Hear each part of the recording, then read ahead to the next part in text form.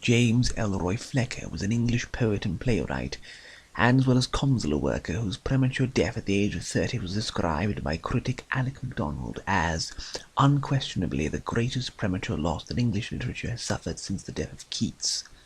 This reputation is further supported by the fact that an excerpt from his verse drama Hassan, The Golden Journey to Samarkand, is today inscribed on the British Army's 22nd Special Air Force Air Services Barracks Clock Tower in Hereford, as well as within two other military installations in New Zealand and in India.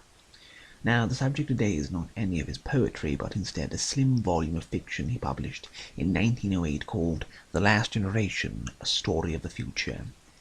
The unnamed narrator is suddenly confronted out of nowhere by the wind blowing from no quarter of the earth, but through time.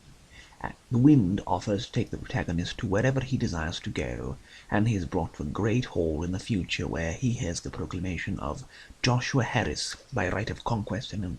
virtue of my intelligence, King of Britain, Emperor of the two Americas, and Lord High Suzerain of the world, declaring that all bearing of children must cease and that all women should be permanently sterilized.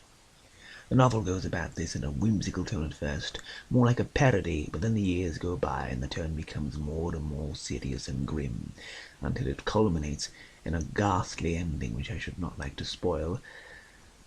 that, once read, results in what I would like to call a very most odd epiphany, especially when read at night with the lights turned off. It's not strictly a horror novel, yet it touches you in weird places and leaves you dazed and confused, not knowing how to feel.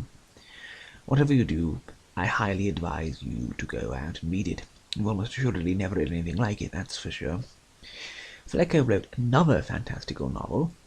in fact the only other novel of his that I have managed to run across, called The King of Alsander, which I have not read yet, but its description reminds me of The First Two Lives of Lucas Casher by Lloyd Alexander, and I'll be sure to give it a read at some point in the future.